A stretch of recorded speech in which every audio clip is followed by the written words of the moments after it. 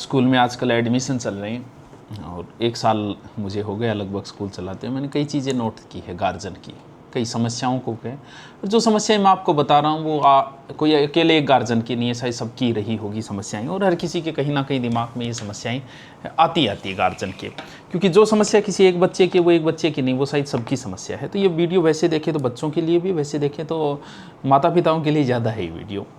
एक तो सबसे बड़ी आती है बच्चों के, गार्जियन आता है कि सर ये 5वीं में कमज़ोर है, हम इसको दोबारा 5वीं करवाना चाहते हैं। सर 8वीं क्या दोबारा करा दें हम क्या? 10वीं में सर कमज़ोर है, इसको दोबारा करा दें क्या? तो भाई भी थोड़ा बहुत समझने की कोशिश करो।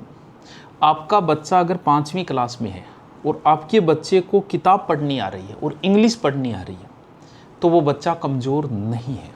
उस बच्चे को दोबारा उसी क्लास में मत धकेलो, क्योंकि इससे बच्चा डिप्रेशन में जाएगा, वही चीज़ें दोबारा पढ़ेगा, उसके साथ ही आगे वाली क्लास में चले गए। क्या फ़र्क पड़ जाएगा किसी बच्चे के 10वीं में 40% आ गए, किसी के 95 में आ गए? कोई फ़र्क नहीं पड़ेगा। क्यों नहीं पड़ेगा? बस पढ़ना आना चाहिए उसको, इंग्लिश आनी चाहिए पढ़नी, हिंदी पढ़नी आनी चाहिए। 5वीं 8वीं 9वीं 10वीं का मैटर आगे कहीं काम नहीं आना है। अभी जिसके 10वीं में 99% बने उस बच्चे को ले आओ और उसको राजस्थान पुलिस का पेपर दिलवा दो, मैं कहता हूँ वो पेपर पास नहीं कर पाएगा, क्योंकि यहाँ तक सिर्फ पढ़ना आना चाहिए। जिस दिन वो मैं खुद बता रहा हूँ, मेरी बीए करते ही मैं पीटीटी का पेपर देने गया, मुझे आज भी याद है, मुझे आज भी हंसी आती है उस चीज़ को। तो पहला प्रश्न था हिंदी में कि स्वर कितने होते, मैंने गिन के 13 करके आया था। फिर मैंने एसआई की तैयारी की थी, उस समय मैंने हिंदी की बहुत ज़बरदस्त तरीके से पढ़ा। मैंने आज मैं हिंदी पढ़ा भी रहा हूँ और मेरे पढ़ाई में एक बहुत ठंडार लग गई थी, क्योंकि जिस दिन बच्चा कंपटीशन में उतरेगा उस दिन सिलेबस निकालेगा वो, उस दिन की पढ़ाई जो 1 साल की 2 साल की पढ़ाई कंपटीशन में वही काम आएगी। 10वीं में 40 बने तो कोई फ़र्क नहीं पड़ेगा, 10वीं में 99 बने तो भी कोई फ़र्क नहीं पड़ेगा इस चीज़ से। बस बच्चे को आना चाहिए। आगे जो कंपटीशन में उतरता है तब जो 1 साल 2 साल है ना, उस समय बच्चे पे ध्यान दो। जब भी कोई आईएएस बनता है, आरएएस बनता है, डॉक्टर बनता है, आप खुद देखो, जब भी वो बनेगा वो ये कहेगा मेरा सिलेक्शन इस कोचिंग में पढ़ने के कारण हो, इस गुरुजी से पढ़ने के कारण। क्या कभी सुना है आपने कि मैं स्कूल में पढ़ा इसलिए आईएएस बना, मैं स्कूल में पढ़ा इसलिए आरएएस बना? कोई फर्क नहीं पड़ता, याद ही नहीं रहता। आप खुद, आप जो वीडियो देख रहे हो उनमें से 90% लोगों को उसी स्कूल में ले जाया जाए, कहा जाए कि ये बताओ 5वीं क्लास में कौन से रूम में बैठते थे। बात तो भूल जाओ, वो ये भी नहीं बता पाएंगे कि हम 5वीं क्लास में इस रूम में बैठा करते थे या 4थी क्लास में। कोई काम नहीं आना है। बस बच्चे को बस स्कूल जाए तो संस्कार सीख जाए, हिंदी पढ़नी आनी चाहिए उसको, इंग्लिश पढ़नी आनी चाहिए उसे, तो नॉर्मल मैथ आनी चाहिए। बच्चे पे प्रेशर मत गिरो एक्स्ट्रा। ये चीज़ें जब कंपटीशन में उतरेगा उस समय ध्यान दो, वही चीज़ें काम आनी है। 40% वाला भी आईएएस बन सकता है, 95% वाला पुलिस का भी पेपर हो सकता है पास न कर पाए, हो सके चतुर्थ श्रेणी भी न कर पाए, क्योंकि ये चीज़ें काम ही नहीं आनी है। ज़्यादा पढ़ना आ रहा है बस, ठीक है। जितनी ग्रामर लगती है ना कंपटीशन में, वो स्कूल में कभी कराई नहीं जा सकती, संभव ही नहीं है। बच्चे की इतनी कैपेसिटी नहीं है कि वो जो संधि है, जितने संधि के टोटल मिलाए तो 40 नियम हो जाते हैं, वो नियम बच्चा कैच कर पाए, ये भी संभव नहीं। इसलिए बच्चे को वापस उस क्लास में मैं न धकेले।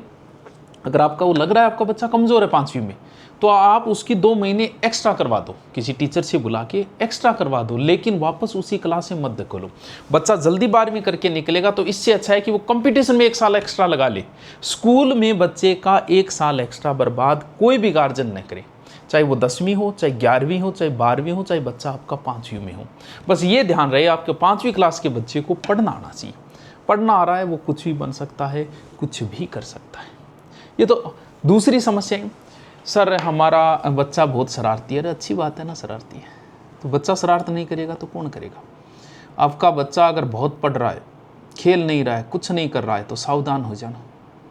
और बच्चा आपका शरारत कर रहा है तो कोई नुकसान नहीं है, 1% भी नुकसान नहीं है, क्योंकि शरारत करना बच्चे का एक गुण है, उसके अंदर उत्पन्न होती है ये चीज़, सिखाई नहीं जाती शरारत करनी। जितना बच्चा शरारत कर रहा है वो जवानी में उतना ही सभ्य होगा, लेकिन इस बचपने के अंदर अगर उसने अपनी शरारत को दबा कर सिर्फ पढ़ाई पढ़ाई पढ़ाई करता रहा तो वो दमित इच्छाएं हो सकता है जवानी में निकल जाए। बचपन की शरारतें नुकसान नहीं देगी, लेकिन जवानी में की गई शरारतें थाने की ओर ले जाएगी। तो बच्चा अगर शरारत कर रहा है करने दो उसे, बच्चे का ये गुण है। जवानी में अगर किसी की इच्छा थी बहुत अच्छी गाड़ी खरीदने की, वो नहीं खरीद पाया, तो बुढ़ापे तक उस गाड़ी की इच्छा ही रह जाती है, क्योंकि जवानी की दमित इच्छाएं बुढ़ापे में परेशान करती है। वैसे ही बचपने में अगर वो नहीं खेल पाया, शरारत नहीं कर पाया, तो वो शरारत जो दमित इच्छाएं रह गई वो जवानी में निकलती। अगर बच्चा बहुत ज़्यादा पढ़ रहा है तो सावधान हो जाना। शरारत कर रहा है बहुत अच्छी बात है, बच्चे का गुण है शरारत, एकदम सही चल रहा है बच्चा, एकदम सही ट्रैक पे है बच्चा, शरारत कर रहा है करने दो, बच्चा नहीं करेगा तो कौन करेगा सर। आज के माँ बापों का जो सबसे बड़ी समस्या है ना, वो ये है कि बाप जब पावर में होता है, बहुत सारे ऐसे टॉक्सिस बोलते हैं कि उसे, वो पिता देखिए बच्चे को इतना परेशान करते हैं, घर जाने के बाद वापस उसे पढ़ाई के लगा दिया, फिर ट्यूशन के लगा दिया, या क्यों बच्चे के बचपने को मार रहे। सब नहीं है, ऐसे 10% गार्जियन जो देखे मैंने, ऐसा नहीं होना चाहिए।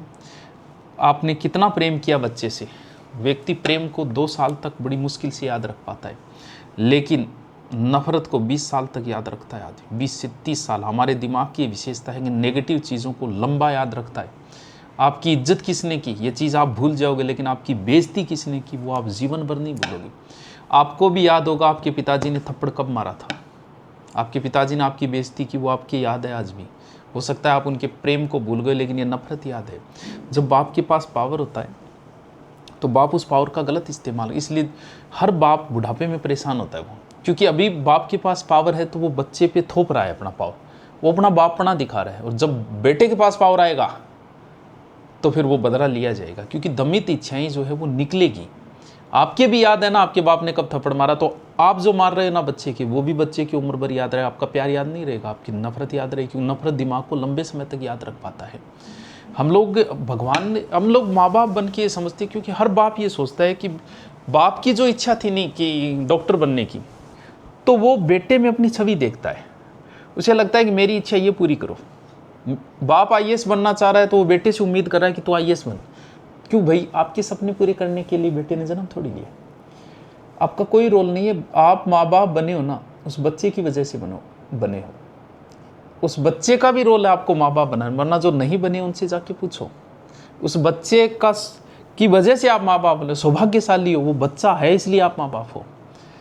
तो बच्चे पे इस प्रकार, क्योंकि जैसे हमारे पास बच्चे कोचिंग करके जाते हैं और मेरे पास पढ़ के वो नौकरी लगे, तो मैं इस बात का दावा नहीं कर सकता कि भाई तू नौकरी लगाए तनख्वाह मेरे को दे, नहीं, मैं माध्यम हूँ।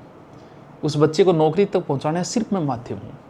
भगवान को बच्चा यहाँ भेजना था तो वो आप माध्यम हो, माँ बाप उस बच्चे को भेजने का एक माध्यम है, इसमें आपका कोई बड़ा रोल नहीं है। उसे भेजना था यहाँ बच्चे को, आप माँ बाप। तो बच्चे को इस प्रकार परेशान न करें, डिप्रेशन में बच्चे को न ले जाए, उसे अपना जीवन जीने दे, उसके बचपने को जीने दे। बस 5वीं क्लास बच्चा पढ़ना लिखना, बस इतना ही ध्यान रखना, बाकी किसी की ज़रूरत नहीं है और चीज़ों की। आपका बच्चा सही ट्रैक पे है, एकदम से कंपटीशन में जब उतरे 2 साल तब ध्यान रख लेना। 10वीं में क्या फ़र्क पड़ता है, 95 बने क्या फ़र्क पड़ता है 40 बने। Okay, thank you.